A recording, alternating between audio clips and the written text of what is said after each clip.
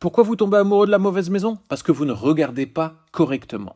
Quand on visite une maison avec piscine, on pense à se rafraîchir en été, les enfants qui jouent dans l'eau et bronzer au bord. Mais il faut penser à tous les frais d'entretien, la surveillance à avoir pour les enfants, le temps passé à nettoyer cette piscine.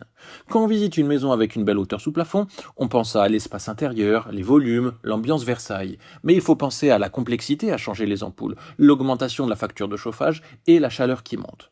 Quand on visite une maison avec une vue dégagée sur un champ de vigne, on pense à aucun vis-à-vis, vue sur la verdure, mais il faut penser aux pesticides et aux risques réels de maladies. Quand on visite une maison neuve, on pense à cool, aucun travaux à prévoir, très bonne isolation, mais il faut penser à demander les garanties décennales, au risque que la maison vieillisse mal et au risque de malfaçon. Quand on voit une maison avec des arbres, on pense à de l'ombre pour que les enfants jouent, l'avantage de manger au frais, la biodiversité. Mais il faut penser aux gouttières bouchées, aux racines, aux risques de chute et aux conflits de voisinage potentiels. Quand on visite une maison isolée, on pense à aucun voisin, pas de bruit ni de vis-à-vis.